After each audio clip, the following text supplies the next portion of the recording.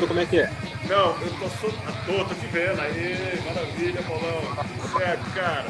Pai, que situação aí, pessoal. Foi mal, acabou a energia lá na casa da Michelle. Exato. Aí, Então, aí, o Nando veio aí para nos acudir. cara, e uma honra estar aqui fazendo essa live com você, viu, Paulo Moura? É uma honra de coração, velho. Pô, a honra é toda minha. Acabando. E você, assim que nós, logo que caiu a live, você estava dizendo sobre bandas que se intitulam Viking Metal. Eu gostaria que você pegasse esse ponto e começasse daí, meu querido. Deixa eu só te fazer uma pergunta antes. Aquela introdução toda, dá para salvar, para editar? Se não foi salvo, acho que já foi. Porque se caiu... Então acho assim. Acho que é preciso. Acho que a gente precisa só retomar essa introdução, porque eu acho que é importante, mais ou menos, o que está se. Ok, então. Dá, sei lá, levanta a mão. Tenta me avisar assim que eu paro, ou vice-versa também, né? Não sei porque a conexão tá. Se travar, eu faço assim pra você. Levanta o dedo.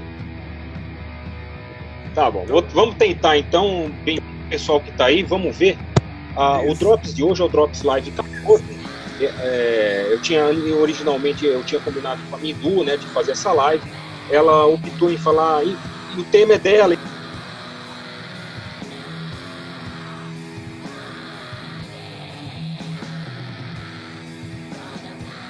Para que a gente saiba mais ou menos o que a gente está se falando, o que significa o pagão, né? A palavra pagão, né?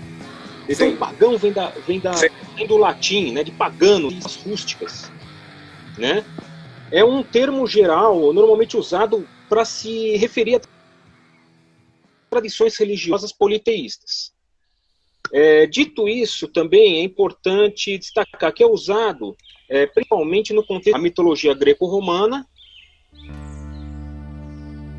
e as tradições politeístas da Europa em geral, do norte da África, antes da cristianização.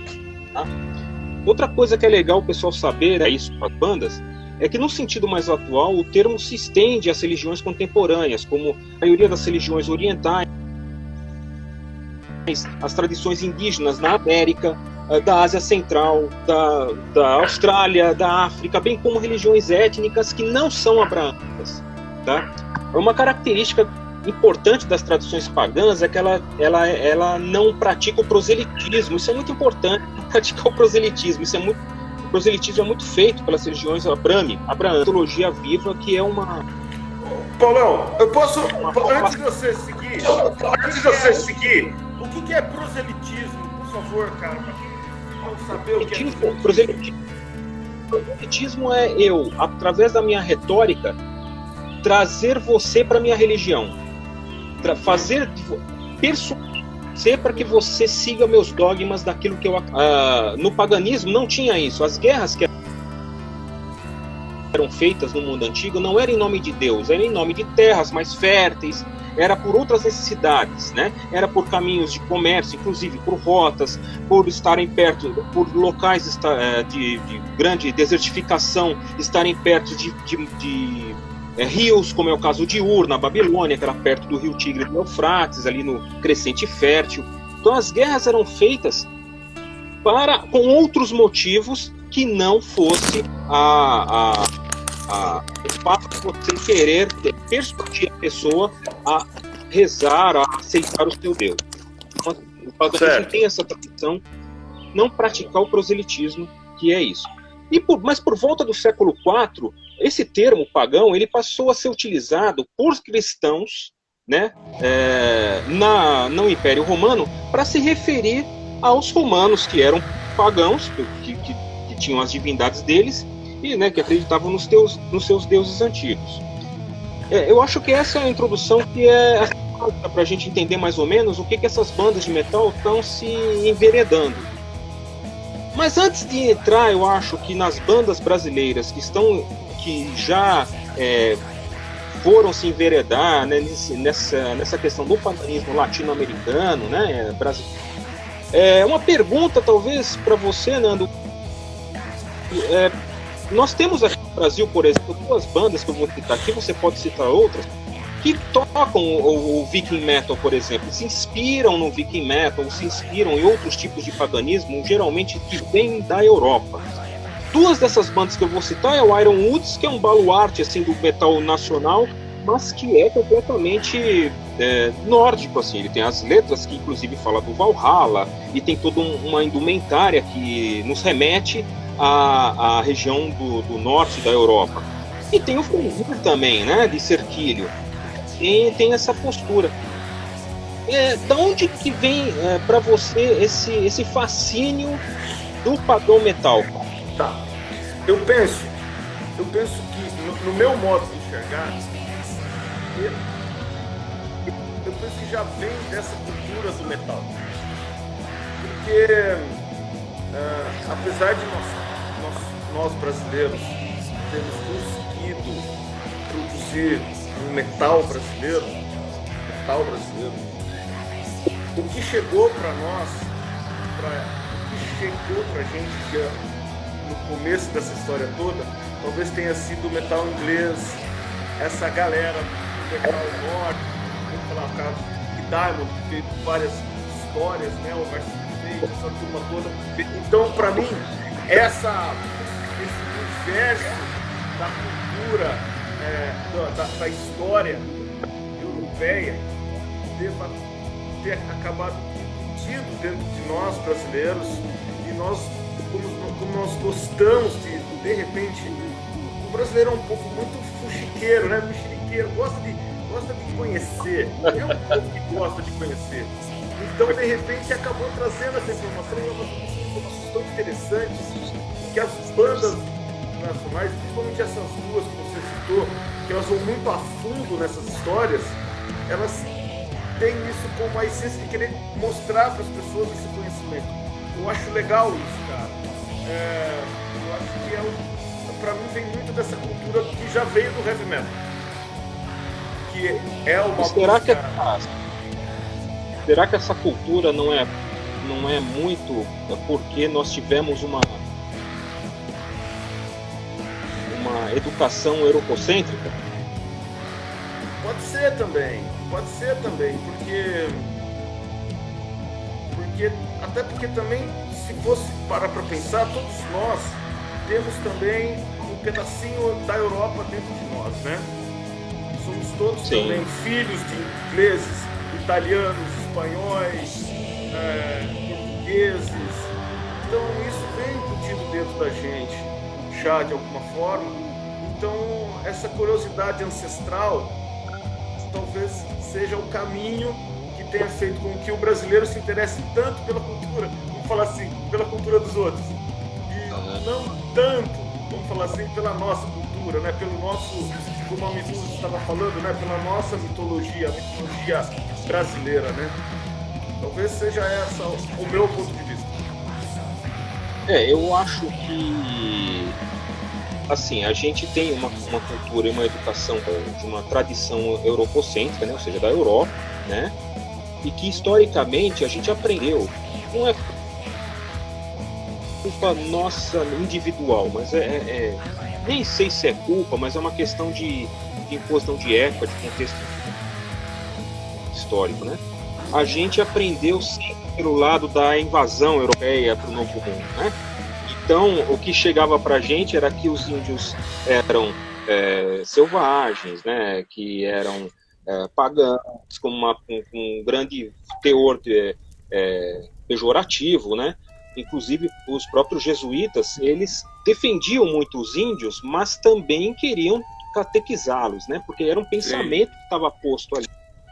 E a gente, como um país cristão, a América Latina, no geral, né, cristã muito fervorosa, traga algumas diferenças que nos rituais e na fé do povo em relação ao Vaticano, mas são países majoritariamente cristãos, ali tem uma enraizado muito forte.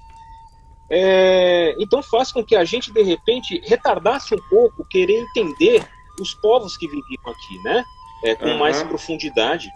Eu acho, Nando, que realmente essa onda que veio do metal pagão da Europa para cá, ela deu uma saturada e, de certa maneira, algumas bandas começaram a olhar, bom, vamos olhar para nós, para o nosso meio, para o nosso... o que o nosso território oferece para dizer, porque nós também somos pagãos no sentido de que as pessoas que viviam aqui eram pagãs. No caso do Brasil,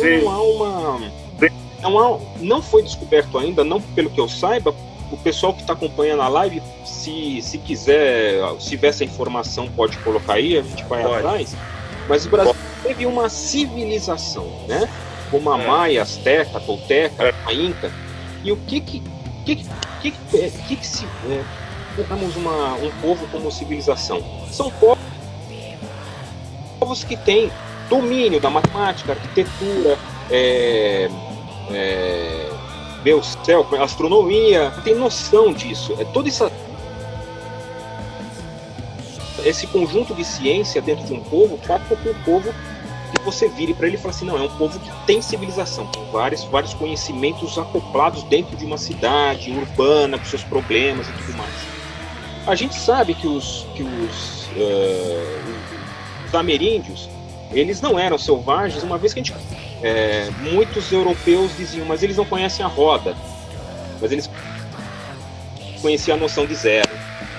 Então é uma coisa de necessidade que cada povo tinha, e que com a necessidade ele faz a roda girar, né, do que podia chamar de evolução.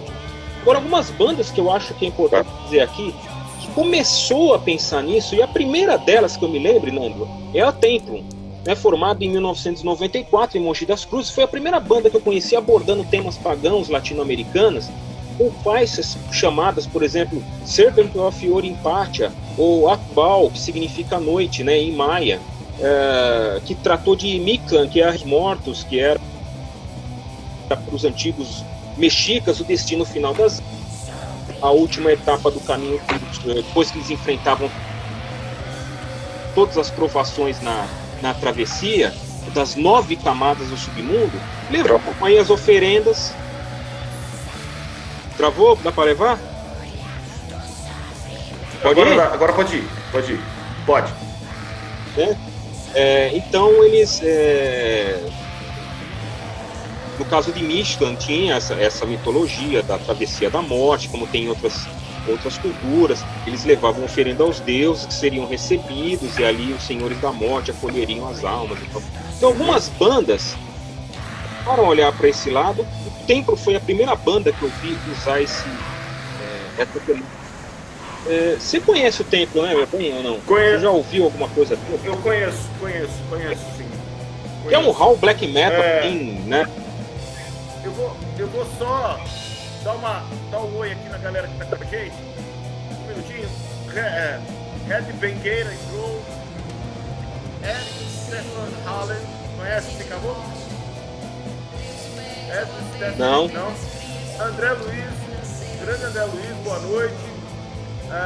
Aí ele está comentando sobre a Templo, que é uma banda muito foda, uma das bandas nacionais que mais muito bem lembrado. O André Luiz falou.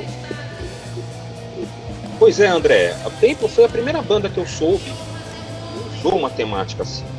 A segunda banda que eu soube que usou... Muito isso, interessante, né, cara? Sim, porque ninguém tinha assim usado nomes ou mitologias de deuses daqui da Ameríndia, da América, numa temática obscura, dentro de uma estética musical de um raw black metal.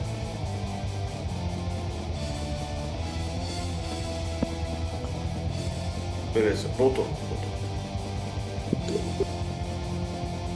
Onde que paramos?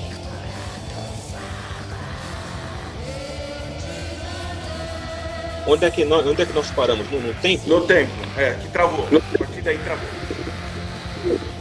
Pois é, o Templo, eu estava respondendo com o André, foi a primeira banda que eu vi que usaram deuses e temas usando a estética do raw black metal. certo? A segunda banda que eu vejo é o Miasteni. Miasteni, sim. Verdade. Formado em 94 em Brasília, e o Miasteni traz aí um som acessível quanto às letras, que é cantado em português.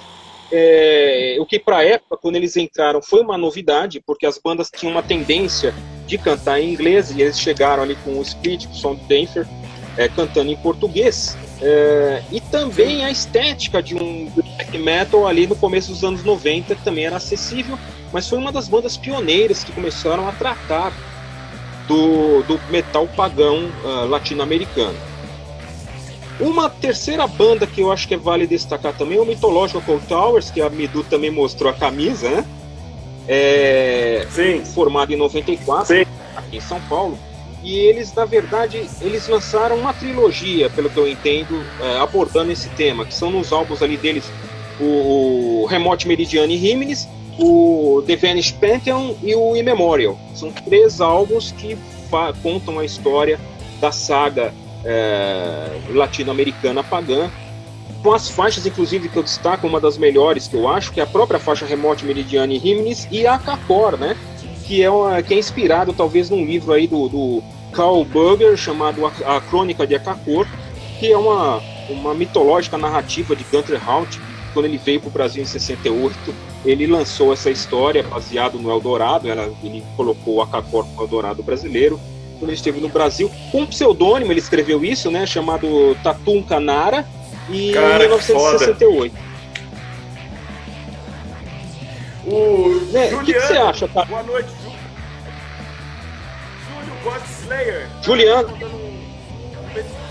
Godslayer tá falando que o Mythological Cold Tower é fantástico. É uma grande banda. Pois é, Juliano.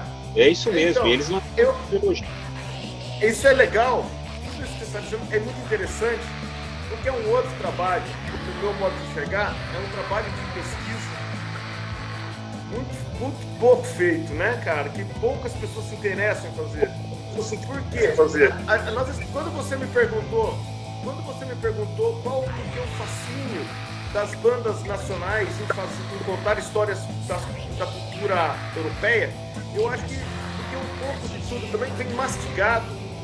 Cinema, Paulão. O cinema. Também. O cinema mastigou muito isso pra gente. Por exemplo, quantos garotos como nós tiveram a oportunidade de assistir, por exemplo, Conan, e o Conan virou um ícone, por exemplo, para esse pessoal. E daí aquilo vai aguçando alguns sabores e o cara vai indo atrás.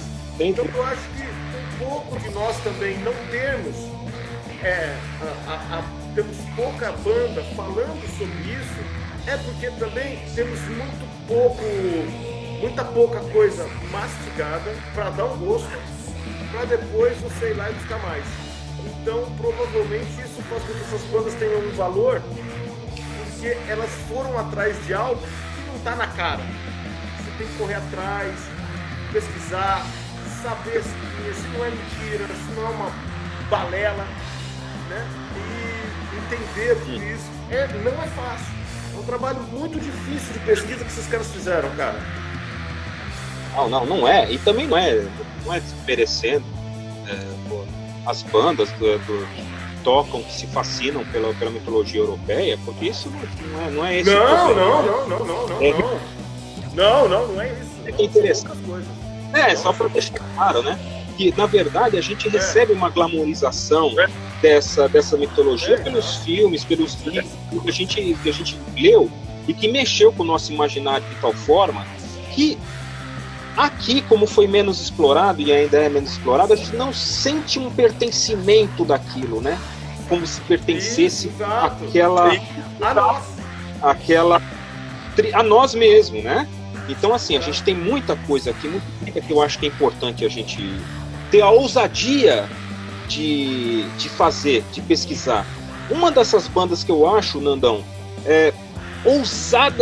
muito ousadas a fazer um som nesse tipo, é o Akuan. Não sei se você ouviu falar dessa banda, o Akuan, que significa flecha em pataxó. né? Se não me engano, é um tronco do idioma tupi. Foi formado em 2016 em São Paulo. Tem uma demo auto-intitulada Acuã. Então, são 4 sons que eles trazem, né? A profecia, ritual de celebração dos povos mortos, os Zaules e o Lobo. São 16 minutos dessa banda que eu acho muito ousada. Legal, os membros dela são conhecidos meus. Legal. Conhecidos meus, assim, eu tenho a Frau Mondresnak, que está com o pseudônimo de Ikikunari. É uma moça assim, talentosa, ela usa instrumentos típicos, está se enveredando com isso. Ela, a grosso modo, ela faz o vocal, faz percussão em instrumentos típicos, né? Tem a guitarrista Wolf Woman, que é a primeira banda dela, me parece, tá tocando. E tem o Chirrel, ou chileno, né, da região de Jundiaí, que toca também bateria aí no Holy of Jesus, né? E são muito ousados, Nando, porque assim, além deles fazerem, mas assim, usando uma estética de black metal europeu, mas assim, tentando introduzir elementos instrumentais indígenas, né, com algumas melodias ali, colocando no meio daquela desgraceira toda. E eles também se baseiam muito em autores como o Ayrton Krenak, que é aquele índio conhecido nosso, que em 86 ele se pintou no Congresso, né, um cara super ativo das vozes indígenas, o Daniel Munduruku, a Magna Pitt, Berenice de Almeida, e os livros ali, Popol Vuh e o livro do Dresden Codex, que é um livro maia. Então assim, eu acho que eles merecem um pouco de atenção. Uma banda nova, e é uma banda que, apesar da estética, você ouve, é um raw black metal, até bem sujo em algumas passagens, mas eles são ousados em colocar essas temáticas e introduzir algumas percussões, algumas flautas, algumas melodias indígenas, cara. Uma picadica pro pessoal aí, essa é uma das bandas atuais que eu acho ousada pra caralho. Legal, cara. Acuã, né? Acuã. Tio. São 3 apenas. Aí uma boa dica aí pra quem... Eu acho que eles são ousados. Aqui. Novamente falando, assim, eu acho que eles são ousados por fazer um black metal que muita gente vai achar ridículo, vai querer denegrir, mas eu acho que a atitude deles é ousada e é muito, muito forte. Eles assim pegaram ali eles viraram a temática toda das letras de índios, né? E estão explorando isso. Eu acho que a gente precisa um pouco mais dessa ousadia.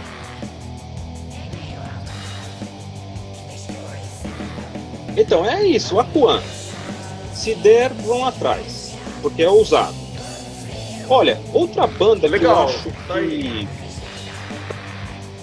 Outra banda que eu acho que é importante a gente saber, mas essa é um pouco mais acessível em termos de som, em termos de produção, mas muito competente, muito mesmo, no que trata de compor as músicas, né? Que é o Arandu Araucauá. Já ouviu falar dessa banda? Já. Arandu Aracuá.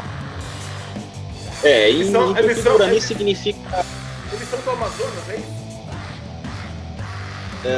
Tocantins. Estão em Brasília agora, né? Isso. Mas estão em Brasília. Mas o Zandio, né, que é o cara que idealizou a banda, ele viveu um tempo em Tocantins e lá ele conviveu com a música indígena. E aí ele trouxe isso. Eu acho que eu ouvi essa banda a primeira vez que eu ouvi foi no Sanremo, do Ney Batera. Ele trouxe essa banda pra nós no Sanremo. Foi muito legal esse programa. Exatamente. Mas olha, você sabe, Nando, que essa banda tem tanta visualização, mas que não é nossa. A gente não conhece essa banda. É uma banda, cara, quer ver? Olha, eu puxei a discografia deles aqui. Eles têm um EP em 2012, auto-intitulado Arandu Araucauá. Eles têm um full length em 2013, um full length em 2015, um split em 18 e um último full length em 18. Caraca!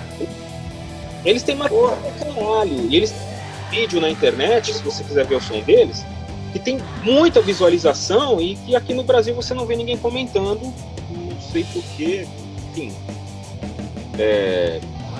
Não sei o que rola, né, meu? Eu acho que o nome que eles colocam, o nome da própria banda, diz muita coisa, né? Sabedoria do cosmos. Mas acho que o que espanta de ir atrás é justamente o nome. De repente as pessoas não entendem o que é e acaba... deve ser mais uma dessas por aí.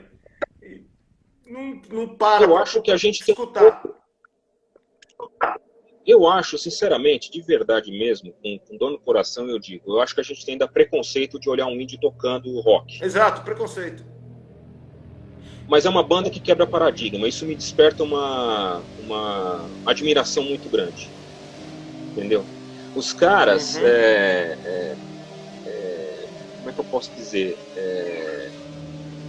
Os caras têm influência, não? Os caras, assim, têm influência direta, assim, do metal...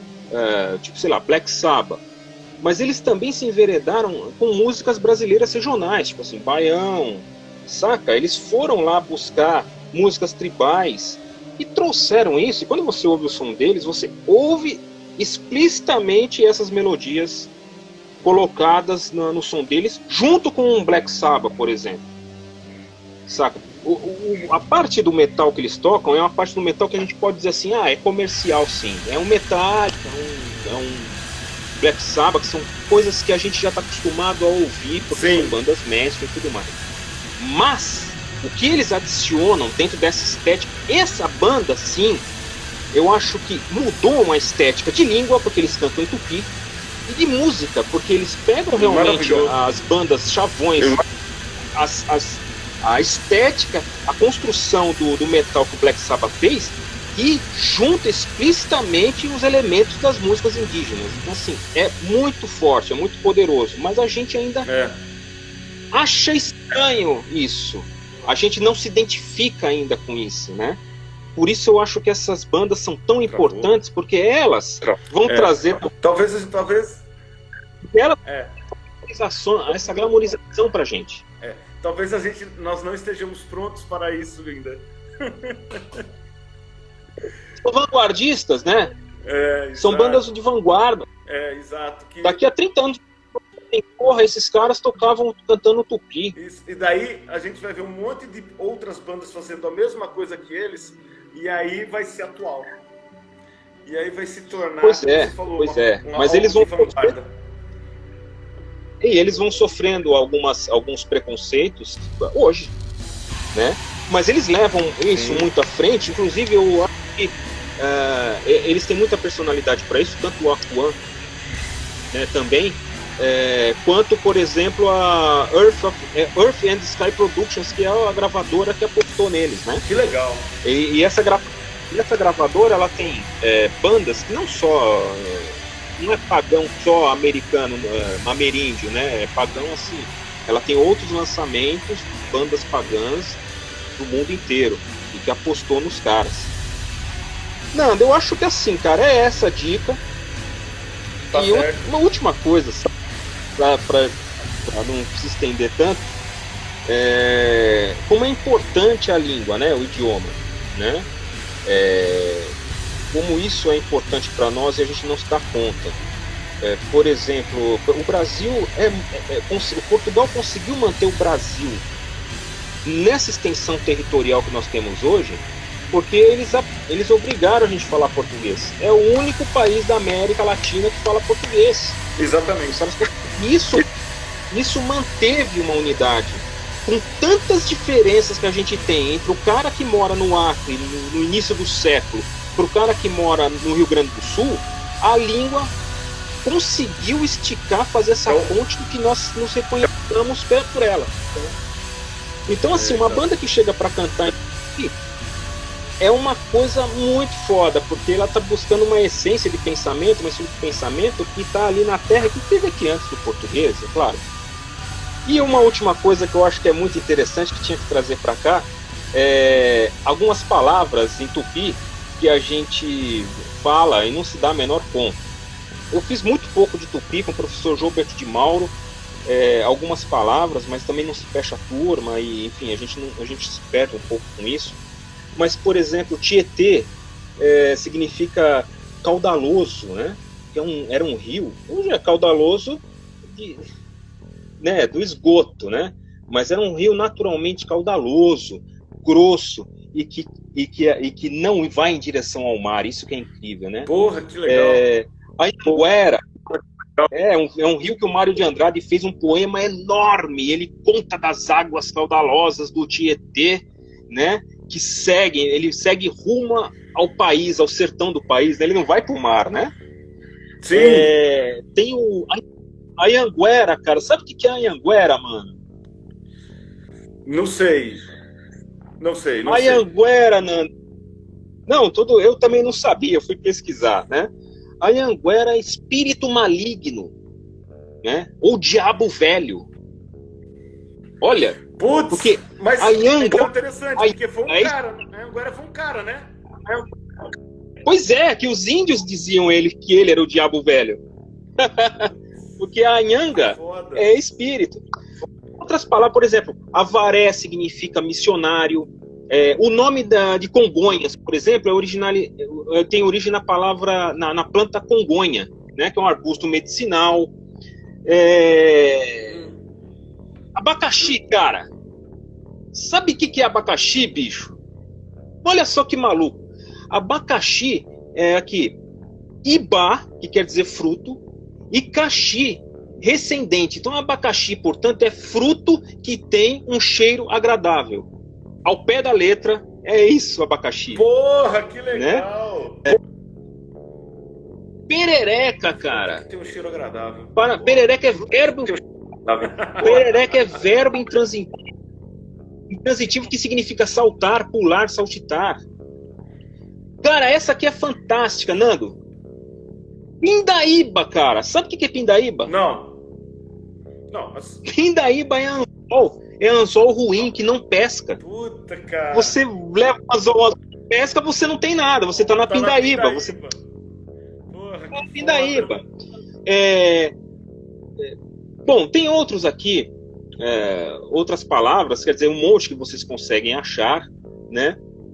Eu achei também um pouco de alguma mitologia indígena, mas eu acho que vai ficar um pouco extenso. Eu acho que as pessoas podem procurar, né, sobre a lua Jaci, sobre o Tupã, né, quando desceu a terra, né, sobre a figura primária das lendas guaranis. São coisas nossas e que a gente, como o Daniel disse uma vez naquele outro Drops que você assistiu, que ele falou assim, o headbanger ele precisa parar de ficar na internet com a inutilidade. Eu achei muito importante isso. Exatamente. Que ele falou. Então, assim, vão atrás disso, é muito interessante e dá para vocês. E é uma pena, porque, por exemplo, eu não sei hoje em dia, a molecada de hoje em dia, mas eu lembro que quando eu estava nos primeiros anos de colégio, as lendas folclóricas do nosso país, elas eram nos contadas, as músicas do Boi Bumbá, então a gente acaba aprendendo essas coisas, mas no meio do caminho isso vai se perdendo por completo, porque falta um investimento maciço na cultura do Brasil brasileira, no folclore brasileiro, brasileira, exato. É uma pena. É muito rica. E cada vez é muito rica. E aí, como nós mesmos começamos falando isso, que a cultura europeia, nórdica, né, ela vem entranhada pra gente, ela vem através do cinema, principalmente, porque é um negócio que já vem mastigado, então vai perdendo, porque até o próprio cinema nacional acaba, infelizmente, não trazendo essas coisas pra gente, para que a gente goste, se interesse por aquelas lendas. É uma pena. Eu acho que é uma via dupla, viu, Nando? Porque também, você sabe, quando a gente faz um cinema, a gente faz um filme, é bastante gasto, a gente gasta bastante. Claro, né? Claro. como a gente também não tem o hábito, ou talvez, será que isso é uma síndrome de cachorro vira-lata que a gente tem? Porque, por exemplo, Carlos Gomes fez o Guarani. Ninguém sabe da história do Guarani. De Campinas. Sabe? Aí de Campinas. Mundial. Tá ligado? Com a Chiquinha Gonzaga, que foi uma pioneira, foi a primeira mulher a reger uma orquestra. Sim. Entende? Então, assim, também há uma mão dupla de que a gente se sente, às vezes, incomodado de ver alguém que não tenha, assim, que não está vestido, padronizado, pré-moldado, do jeito que a gente quer, fazendo um determinado tipo de som, e a gente acaba abandonando isso. Então, se a gente vê uns índios tocando metal, a gente fala, isso não é de índio, isso não é de metal. Né? A gente quer quebrar esses paradigmas, essas eram para quebrar esses paradigmas. Entendi. E para suscitar a gente a ir atrás.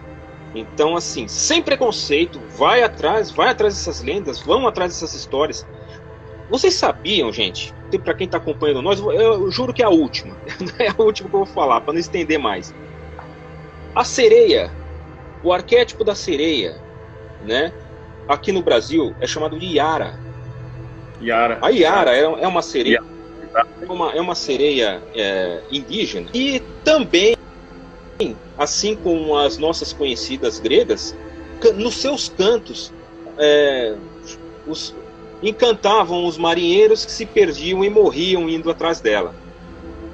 Agora eu me pergunto, gente, os gregos lá perto da Ásia, na Anatólia, e o índio aqui na América do Sul, que não tinham contato nenhum há 3.000 anos atrás, tinham o mesmo personagem de uma sereia, com características muito parecidas, com poderes muito parecidos, da sedução, o poder da sedução.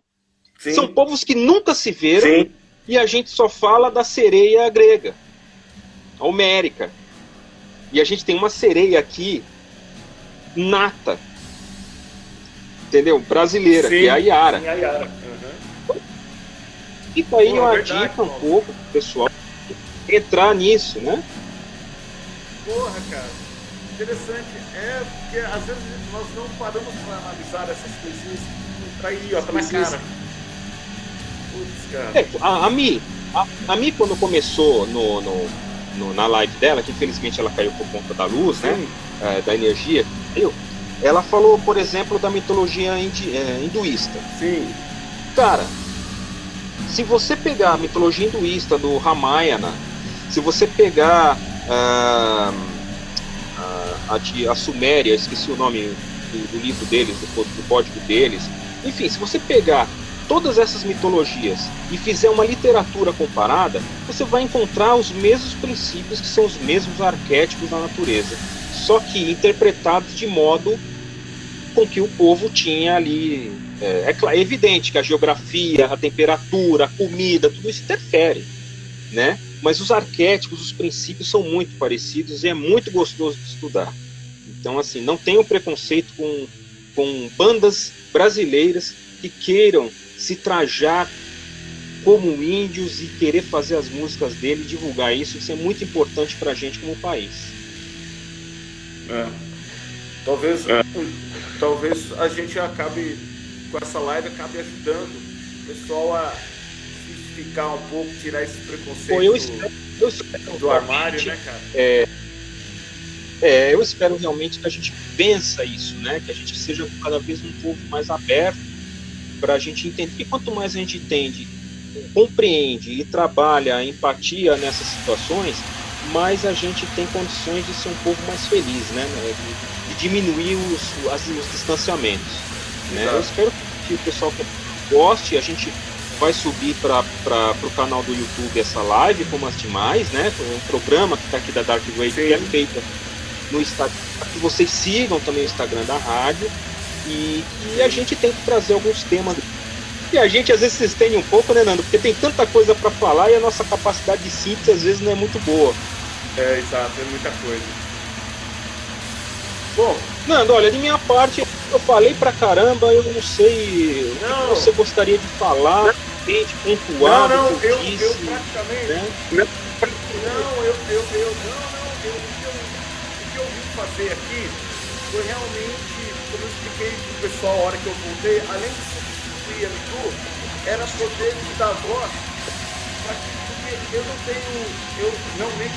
tenho embasamento para falar desse assunto, eu sei muito pouco, quase nada, mas eu gostaria de aprender um pouco mais.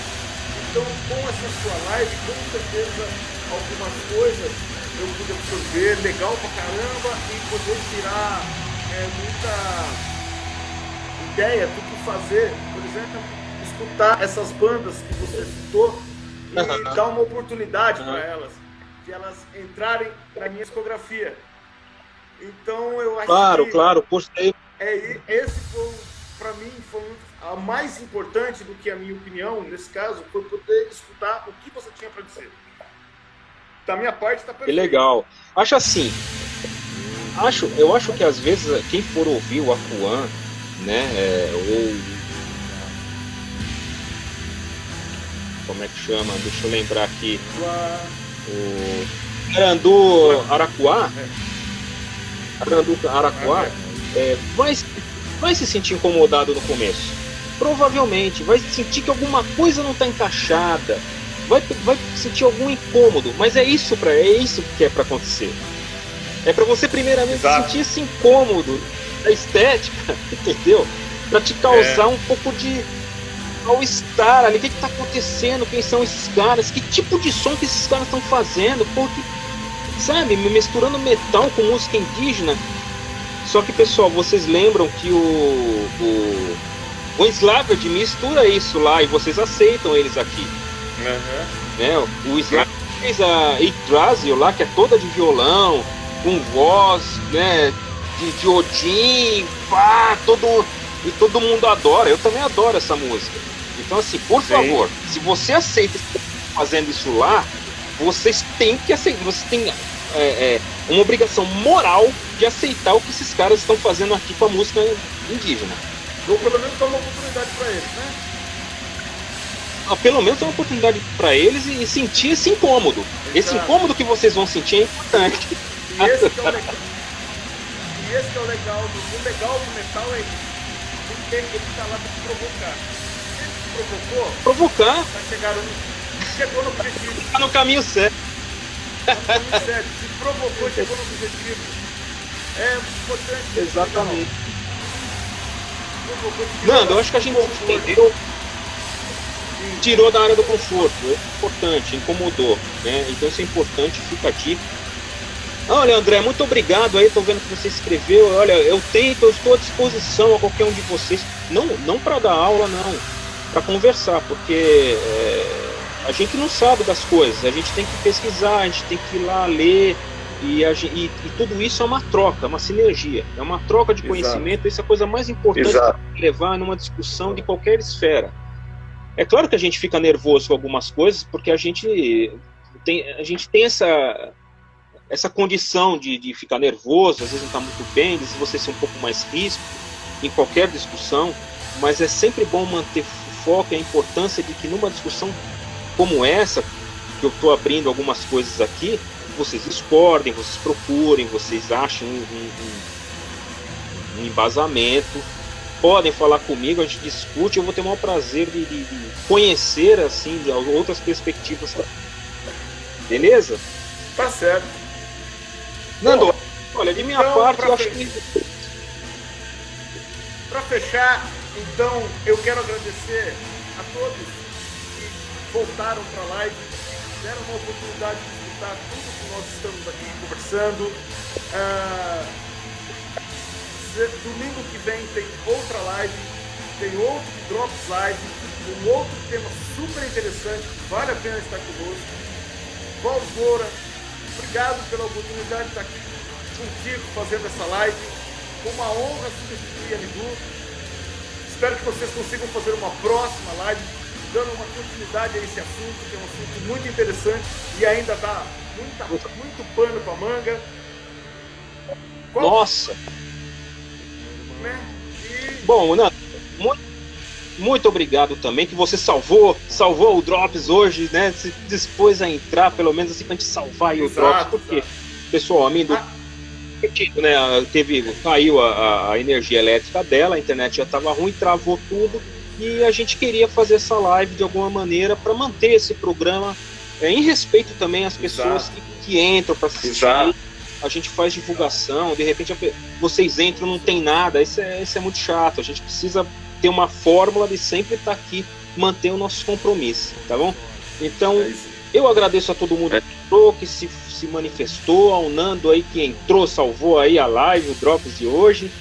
Eu vou subir essa live no YouTube, no canal da Dark Radio, para quem quiser ver, também discutir, comentar e tudo mais. Eu deixo um abraço para todos vocês, um especial pro Nando, e a gente se vê amanhã. Tem Copa, viu? Amanhã tem Copa também. Com a Midu. Exatamente. Né? Se amanhã acabar, eu vou solicitar o WO. Brincadeira, gente. Vamos torcer. A gente tem bastante coisa para falar também, de coisas da Grécia e um pouquinho mais de coisas da Polônia. Tá bom? Bom, então fica a dica para amanhã, primeira Copa do Mundo Dark Rádio Produtores. Nós vamos ficando por aqui. Uma honra, um grande abraço. Boa noite a todos. Boa semana. Um abraço, e até mais. Valeu. Valeu.